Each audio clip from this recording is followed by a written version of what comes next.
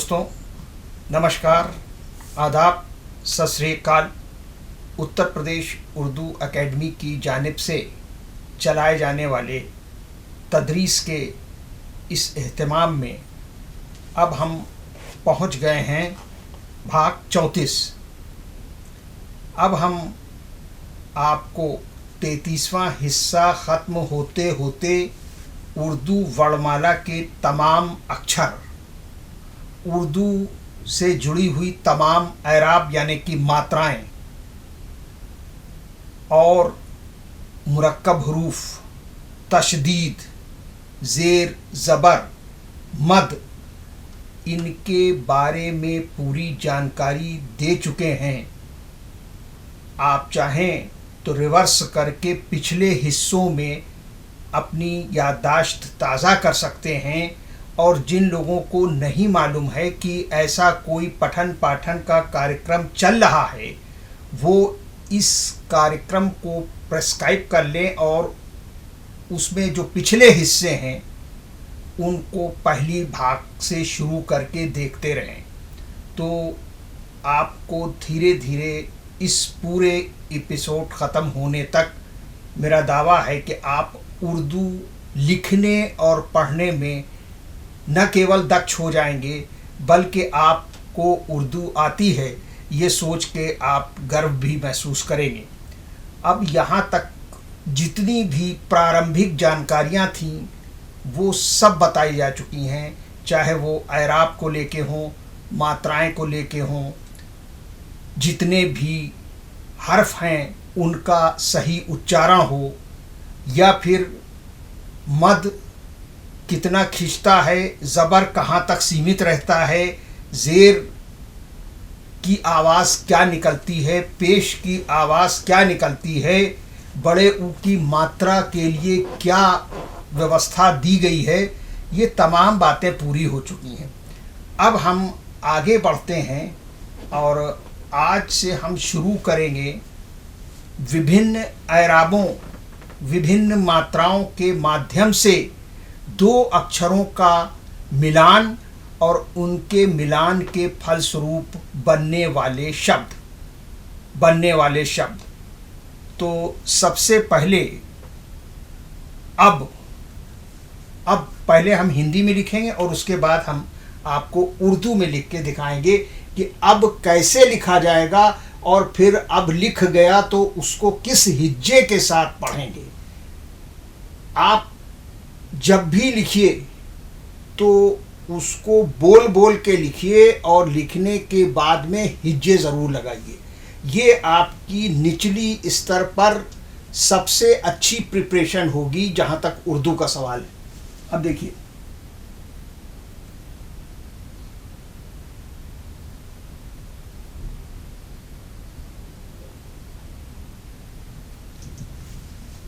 ये देखिए, ये हिंदी में लिखा हुआ है अब इसको उर्दू में कैसे लिखेंगे। जाहिर है छोटा आ के मतलब ये हैं अलिफ, और छोटे आ तक सीमित रहने के लिए हम क्या प्रयोग में लाएंगे, हम ज़बर का इस्तेमाल करेंगे, यानी अलिफ ज़बर। ये देखिए, अलिफ 3 लाइन में आ गया, और अब जो कहने में जो अगला लेटर, जो अगला अक्षर उच्चारित होता है ज़बान से, वो है बे, यानी कि बा, या फिर बी कह लें। तो बी के लिए हम बे बीच की 2 लाइनों में लिखा जाता है। ये देखिए, और आपने जैसा कि रट रखा है बे के नीचे एक नुक्ता, क्योंकि आकृतियां तो कई एक आगे भी इसी तरह की हैं, लेकिन बे को हम किस तरह से आइडेंटिफाई करेंगे, वो ये है नुक्ता, एक नुक्ता। अगर उसके नीचे एक नुक्ता हो तो बे। अब अगर कोई कहे कि लिख तो दिया, इसकी हिज्जे कैसे करेंगे, तो देखिए, गौर से सुनिए। पहला शब्द है दो ही अक्षरों पर आधारित है, दो अक्षरों का मिलान है, एक उसमें एराब अभी चाहिए। अलिफ, उसके बाद आप कहेंगे बे, अलिफ बे। अब ये इस एराब का नाम लेंगे जिसका नाम है ज़बर। अलिफ बे ज़बर अब, अलिफ बे ज़बर अब। ये देखिए, ये हिंदी में लिखा है और ये उर्दू में लिखा है। लिखने के बाद हो सकता है कि आपसे कोई कहे इसकी हिज्जे लगाइए, तो अलिफ आ कोई अक्षर नहीं होता है, ए कोई अक्षर नहीं होता, अलिफ होता है। अलिफ को आ बनाने के लिए, आ बनाने के लिए हमें उस पर सिर्फ ज़बर लगाना पड़ेगा। ज़बर कैसा होता है, हम देखिए रिपीट भी करते चलते हैं, जो कुछ भी हम पढ़ा चुके हैं उसको हम हर शब्द के हिज्जे के साथ रिपीट भी करते चल रहे हैं, ताकि आपकी परिपक्वता दिन ब दिन अच्छी होती जाए। ये देखिए, ये एक 45 डिग्री का एंगल, 45 डिग्री के एंगल पर एक डैश, डैश कौन सा, जो 180 पर लगता है, 180 पर लगता है तो डैश कहलाता है। लेकिन उसी को अक्षर के ऊपर अगर आप 45 डिग्री के एंगल पे उस डैश को लगाएंगे तो वो ज़बर बन जाता है और उसकी आवाज़ निकलती है अ, यानी अलिफ बे ज़बर अब। ये देखिए यहाँ हिंदी में लिखा है, यहाँ हिंदी में लिखा है। कहने का मतलब ये कि आज से जो हम शब्दों की प्रक्रिया शुरू कर रहे हैं उसको और भी ज़्यादा ध्यानपूर्वक आप एब्जॉर्ब करते जाइए। बहुत ज़रूरी है ये। अभी तो दो ही अक्षर हैं, इसी तरह से 3 होंगे, फिर 4 होंगे, 5 होंगे, 6, यानी यहाँ तक कि 7 अक्षरों पर भी आधारित एक शब्द उर्दू में मिलता है। अब वो जब धीरे धीरे आप आगे बढ़ेंगे तो आपको पता चलेगा, लेकिन शुरुआत यहीं से, 2 अक्षरों पर आधारित शब्द। आज का मौजू यही है, 2 अक्षरों पर आधारित शब्द with the help of different Arabs या with the help of different pies या with the help of different vowels। तो ये हो गया अलिफ बे ज़बर अब। नाउ अब देखिए, अब एक ज़ेर का शब्द हम हर एराब के साथ उदाहरण दे करके यहाँ पर बोर्ड पर लिखेंगे भी और समझाएंगे भी, और उसकी रचना में जिन जिन बिंदुओं को महत्वपूर्ण है उनका उल्लेख भी करेंगे। आइए बढ़ते हैं आगे। अब ज़ेर जो एराब है, छोटी ई पर आधारित एक शब्द, जैसे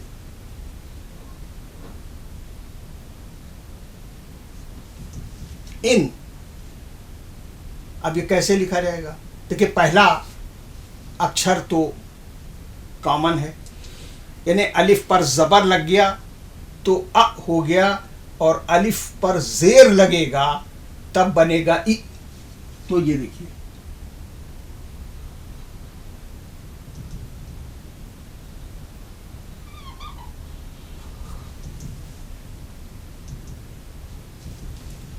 अब कोई कहे कि इसकी हिज्जे लगाइए, तो जाहिर है हिज्जे कैसे लगेगी। अलिफ नून ज़ेर, पहले दोनों उन अक्षरों का नाम लेंगे जो उस शब्द में निहित हैं, और फिर उस एराब का नाम लेंगे जिसके माध्यम से हम उन दोनों अक्षरों को जोड़ रहे हैं। तो अलिफ नून ज़ेर इन, अलिफ नून ज़ेर इन, या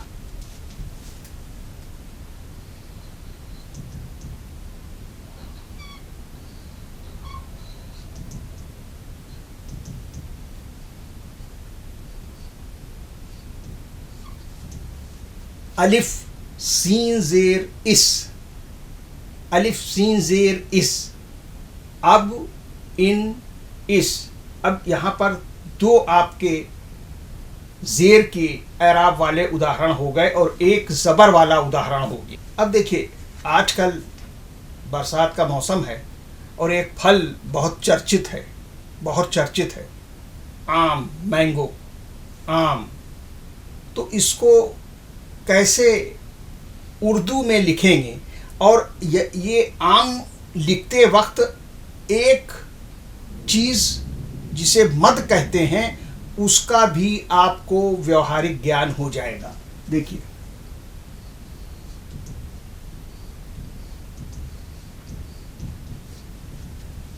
आम, बड़ा आ और माँ। अब देखिए छोटा आ जो है वो बड़ा आ कैसे बन जाता है, उर्दू में इसके लिए क्या व्यवस्था है।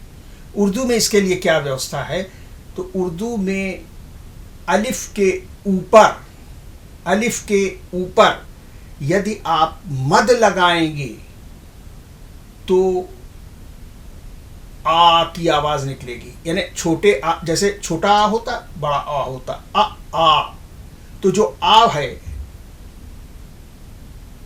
और उसको भी अगर कुछ ज्यादा खींचना हो, यानी आ होता है आ होता, हिंदी में यही दोनों अक्षर हैं, लेकिन उर्दू में बड़े आ को भी अगर ज्यादा खींचा जाए तो आ हो जाता। ऐसे बहुत से शब्द हैं जिसमें आ को कुछ ज़्यादा देर तक खींचते हैं और उसके लिए उर्दू में व्यवस्था क्या कर रहा है, मद लगा दे रहा है। कैसे, ये देखिए,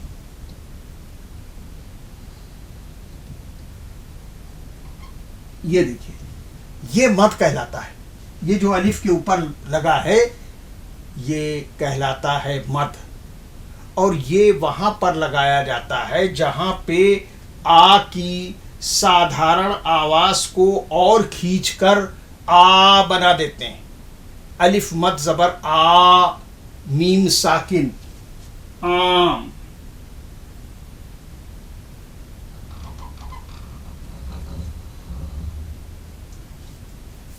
अब देखिए, आपको मालूम है कि मीम और अंग्रेजी में स्मॉल एफ, ये चारों लकीरें हैं, यानी इनकी हाइट जो है वो और अक्षरों के मुकाबले लंबी होती है।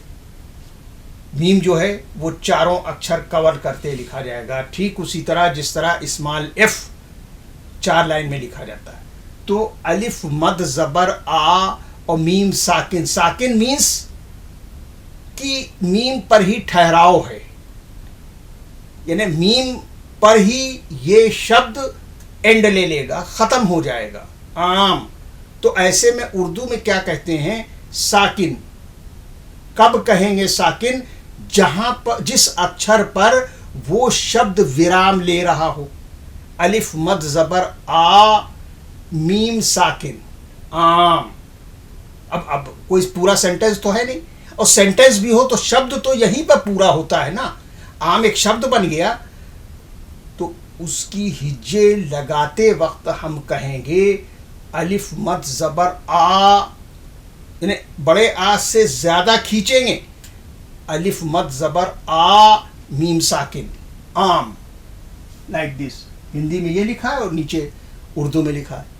लेकिन आप देख रहे हैं कि अलिफ की कंपैरेटिवली मीम की लंबाई ज्यादा है, मीम की लंबाई ज्यादा है। तो इस लेंथ के इस कायदे को आपको हर जगह मेंटेन करना है। ये नहीं अब आप इंग्लिश में कहिए कि सारे लेटर बराबर के लिखें, भाई बहुत अच्छी राइटिंग ना। उर्दू में डिफरेंट अक्षरों की, डिफरेंट हरूफ की कद जो है वो भिन्न भिन्न है, और इसीलिए हमने आपको 4 रूल की कॉपी से स्टार्टिंग दिलाई और बाकी सब हम बता ही चुके हैं। अगर आप भूल गए हो तो आप वो वाला हिस्सा फिर से खोल के देख लीजिए। अब आगे बढ़ते हैं। इसी से मिलता जुलता एक शब्द और है, आन। आन, तो उसमें खाली बड़े आ से काम नहीं कर चलेगा, उसमें बड़े आ की जहां तक सीमा है खींचने की, उससे ज्यादा आप खींचेंगे। कैसे, ये देखिए,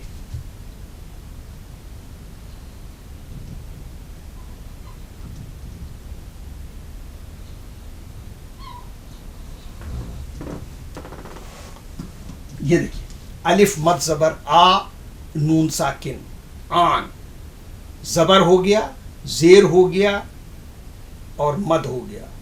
अभी दो ही अक्षरों पर आधारित शब्द हैं, मगर डिफरेंट एराब्स, डिफरेंट पाइयों, डिफरेंट मात्राओं के साथ विभिन्न शब्दों को हम यहाँ लिख भी रहे हैं, पढ़ भी रहे हैं, पढ़ा भी रहे हैं और उसकी हिज्जे भी क्लियर कर रहे हैं अन्य तमाम डिटेल्स के साथ।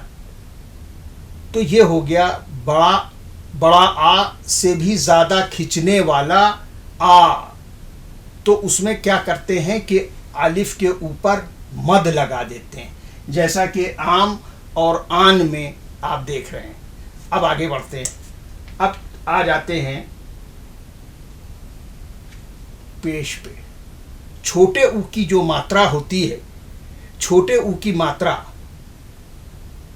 वो उर्दू में उसे पेश व्यवस्थित करता है, कंट्रोल करता है, यानी जिस अक्षर के, लेकिन हिंदी में छोटे ऊ की मात्रा नीचे लगती है और उर्दू में पेश जो है वो उस अक्षर के ऊपर लगता है जिसके साथ छोटे ऊ की आवाज़ को मिलाना है। जैसे उस कैसे, तो पहले तो आइए हम बताएं आपको कि ये ऊ की मात्रा भी है, यदि हिंदी में नीचे लगती है और उर्दू में ये ऊपर लग जाए तो पेश कहलाता है, पेश। और ये पेश छोटे ऊ की मात्रा की ही आवाज को उच्चारित करेगा। जैसे उस, ये देखिए,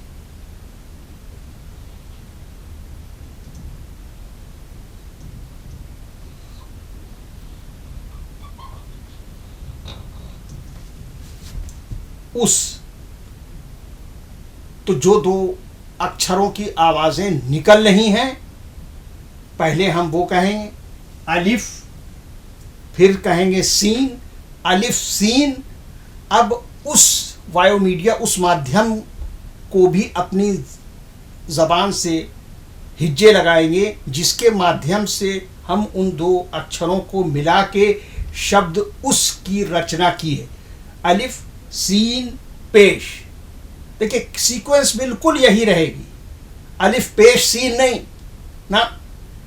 पहले आपको उन अक्षरों का नाम लेना होगा जिन दो अक्षरों से मिलकर इस शब्द की रचना हो रही। तो कौन से दो शब्द हैं? अलिफ सीन।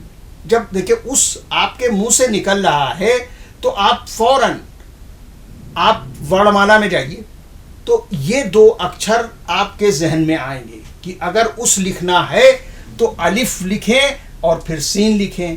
फिर आप सोचिए कि ये किस एराब से मिलेंगे, तो पता चलेगा कि जब आप बैक गियर में जाएंगे तो आप देखेंगे कि ऊ की आवाज़ निकालने के लिए पेश मिल।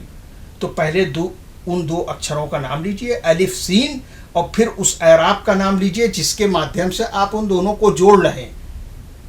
तो अलिफ सीन पेश उस, लाइक दिस, इस तरह से अलिफ सीन पेश उस।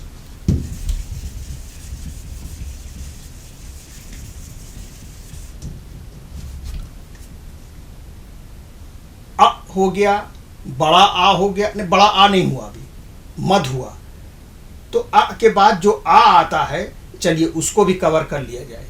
देखिए या तो छोटा आ होता है, और या फिर जैसा अभी हमने मद की कैरेक्टरिस्टिक बताई आपको कि ये काफ़ी दूर तक खींचता है, लेकिन हर अक्षर तो उतनी देर नहीं खींचेगा। जैसे कि आपको बाबा लिखना है, बाबा बाबा, तो कैसे आप लिखेंगे? देखिए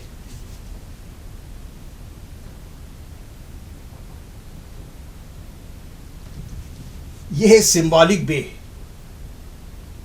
हमने आपको सिंबॉलिक भी पढ़ाए।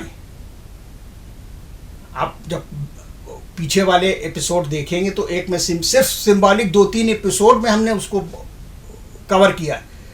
तो ये बे का सिंबॉलिक है, बे के सिंबॉलिक के साथ अलिफ को मिला देंगे तो नॉर्मल बड़े आ की आवाज आएगी। जैसे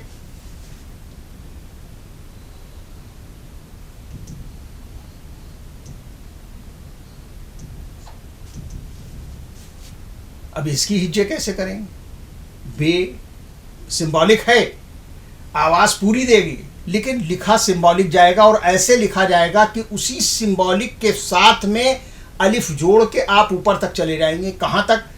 पहली वाली लकीर तक। और ये बा जो है ये 3 अक्षरों पर आधारित शब्द है, यानी आप परिकल्पना करें 4 रूल की कॉपी में जो ऊपर के 3 अक्षर हैं उनमें जितना बड़ा बा लिखा जा सकता है, आप उसी कल्पना के साथ सादे पन्ने पर भी अपना कलम चलाएंगे। तो ये हो गया बे अलिफ ज़बर बा, हिंदी में ये और उर्दू में ये।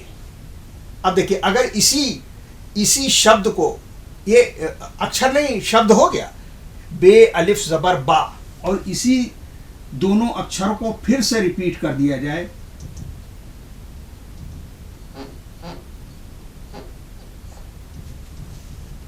तो बे अलिफ ज़बर बा, बे अलिफ ज़बर बा, बा बा।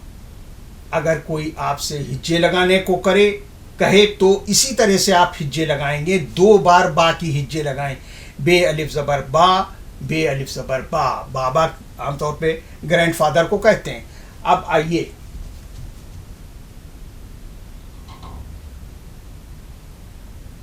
ये देखिए, ये नून का सिंबॉलिक है। पूरा नून अगर नहीं बनाना है, मिला के कोई शब्द लिखना है तो नून इतना काफ़ी, आवाज़ पूरी की पूरी देगा, लेकिन लिखा सूक्ष्म जाएगा, सिंबॉलिक जाएगा, तो सिंबॉलिक ये नून है। अब इसमें ये देखिए, नून के सिंबॉलिक से मिलाते हुए अलिफ बजाय ऊपर से नीचे लाने के, नीचे देखिए ये जब आप मिलाएंगे, बे में अलिफ हो चाहे नून में अलिफ हो, तो ऊपर से नहीं, आप ये ऐसा नहीं। हमने कई लोगों को देखा इस तरह भी लिखते, ये गलत प्रोसेस है, ये गलत प्रोसेस है, गलती होने के चांसेस इसमें ज़्यादा हैं। आप बिल्कुल जो प्रोसेस है उसको फॉलो करेंगे। पहले नून की आवाज़ आती है तो पहले नून लिखेंगे भी, आप पहले नून लिखेंगे भी, और यहाँ पूरा नून नहीं लिखा जाएगा, यहाँ सिंबॉलिक नून लिखा जाएगा। सिंबॉलिक नून इतना हो गया, ये इसमें अलिफ मिल गया तो नून अलिफ ज़बर ना। अब इसी शब्द को, अब ये अच्छा नहीं रहा, ये 2 शब्द मिलके ना बन गया, यानी कि नून अलिफ ज़बर ना। और अगर इसी तरह से एक बार और लिख दिया जाए तो नाना, नून अलिफ ज़बर ना, नून अलिफ ज़बर ना, इसी तरह से क्लियर हिज्जे लगाएंगे। नून अलिफ ज़बर ना, नून अलिफ ज़बर ना, नाना, मदर के फादर को नाना कहते हैं। अच्छा, अब चूंकि इसी स्टेज से हम ये नहीं मानते हैं कि कुछ आगे चल के भी सीखा जा सकता है। अब देखिए ना और ना बड़ा फ़र्क है। नून अलिफ ज़बर, आवाज़ प्रोनाउंसिएशन क्लियर समझते चलिए, नून अलिफ ज़बर ना होता है, नून अलिफ ज़बर ना नहीं होता है, नून छोटी है ज़बर ना होता है, उसको भी सीख लीजिए। अब ये देखिए 2 लाइन में ना,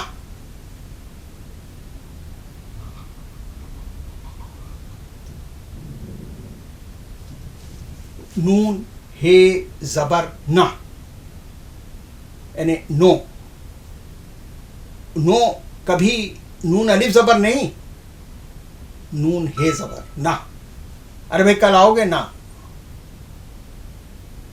लेकिन हम जब उर्दू बोलते हैं तो बिल्कुल गलत उर्दू बोलते हैं। जब हमें कहना होगा ना तो हम आम तौर पे वही बड़े अलिफ वाला उच्चारण करते हैं। आओगे भाई ना, नहीं ना, नून हे ज़बर ना। और इसी तरह से हम हिज्जे भी लगाएंगे। हिज्जे भी इसी तरह लगाएंगे। ना, जब जब नाना होगा तो फिर नून अलिफ ज़बर ना, नून अलिफ ज़बर ना 2 बार लिखेंगे और उसी तरह से हिज्जे लगाएंगे। जब किसी काम को मना करना होगा तो वो अलिफ से नहीं बात बनेगी, आपको नह कहना होगा और उच्चारण के आखिर में आपको एच की आवाज़ अपने कंठ से उच्चारित करना होगी। भले ही वो उच्चारण बहुत सूक्ष्म हो, लेकिन उच्चारण सही करिएगा। ना नहीं कहा जाता, ना भाई ये काम करोगे ना। तो ये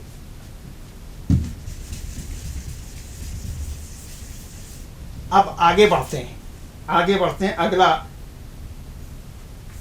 हम पेश की तरफ थे, तो उस हमने लिख दिया था। अब एक पेश का, चूंकि पेश के उदाहरण कम हुए तो आइए एक उदाहरण और ले।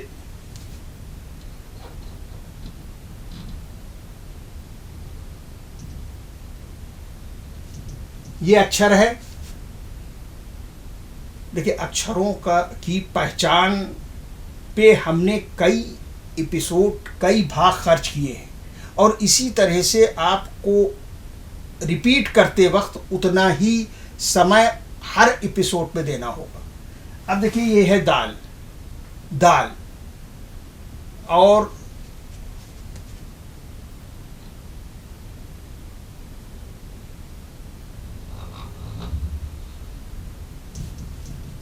ये है मीम, जो भी हमने इससे पहले भी आम जब आपको लिखा था तो ये है मीम। अब दाल को मीम में मिला दें विद द हेल्प ऑफ पेश। दाल मीम पेश दुम टेल, दाल मीम पेश दुम टेल। और देखिए, अब इसमें एक चीज और रिवाइज हो रही, ध्यान करिए। दाल अपने आगे वाले अक्षर से कभी नहीं मिलता। ये सारे अलग अलग पाठ हम आपको पढ़ा चुके हैं। तो ये किस बात का उदाहरण है? ये ऐसे उन 2 अक्षरों का पेश के माध्यम से मिलान है जिनमें कि पीछे वाला अक्षर अपने आगे वाले अक्षर से नहीं मिलता। जैसे कि दाल मीम पेश दुम। अब एक और उदाहरण ले लीजिए।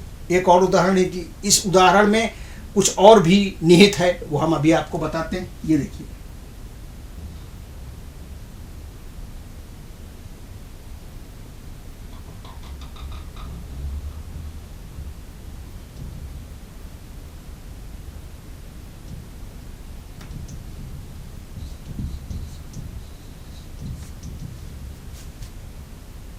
अब यहाँ पर एक और चीज़ रिवाइज हो रही है। अगर आपको याद हो तो हमने आपको समझाया था कि विभिन्न अक्षरों को हम विभिन्न सिंबॉलिक के माध्यम से व्यक्त कर सकते हैं। तो उसी का ये जीवित उदाहरण है कि ते को मीम में कैसे मिलाएंगे। अब देखिए, ते जो है वो मीम में जब मिलेगा तो 45 डिग्री के एंगल वाली जो सिंबॉलिक है वो यहाँ पर इस्तेमाल होगा। ये देखिए, लेकिन मीम का मतलब ये नहीं है कि हर जगह वो 4 पूरी लाइनें कवर करेगा। नहीं, जब तुम लिखा जाएगा तो आपको ऊपर वाली 2 लाइनों में वो 45 डिग्री की रेखा खींचनी होगी, जिस पर 2 नुक्ते यदि रख दिए जाएं तो वो ते को रिप्रेजेंट करने लगे। तो ये देखिए, ये ते को रिप्रेजेंट करने वाला डायगोनल सिंबॉलिक है। तो ते मीम पेश तुम, ते मीम पेश तुम। लेकिन देखिए, वहां पर आपने एक जरा सा खांचा देके उसके नीचे 1 नुक्ता रख दिया तो वो बे हो गया और उसके बाद अलिफ खींच दिया। यहां पर देखिए, बिल्कुल नया अंदाज। एक हमने उदाहरण आपको ऐसा दिया जिसमें पिछला अक्षर आगे वाले अक्षर से नहीं मिलता, वो है दुम। और एक ऐसा उदाहरण दिया जिसमें कि 45 की डिग्री पे लाइन खींच के ऊपर अकॉर्डिंगली नुक्ते लगा देने से वो तदनुसार शब्द बन जाता है। जैसे ते मीम पेश तुम, ते मीम पेश तुम। अब देखिए इसी को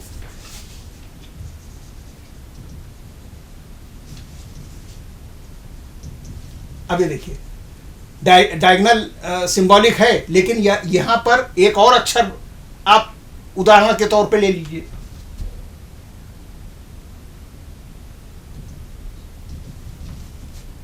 नून मीम जबर नम, नून मीम जबर नम। तो देखिए कहने का मतलब ये, हम एक और चीज आपको बता रहे हैं, समझा रहे हैं कि मीम से जुड़ने वाले पहले अक्षर ज्यादातर डायगोनल सिंबॉलिक के होते हैं। अब यहां पर नून, ते की जगह नून है, मगर वो चूंकि मीम में जोड़ रहा है डायगोनल लाइन से जोड़ेगा। तो ऊपर दो लाइनों के बीच में एक डायगोनल बनाया, उसके ऊपर अकॉर्डिंगली एक नुक्ता रख दिया जो नून को रिप्रेजेंट करेगा, और जबर लगा दिया तो नून मीम जबर नम हो गया।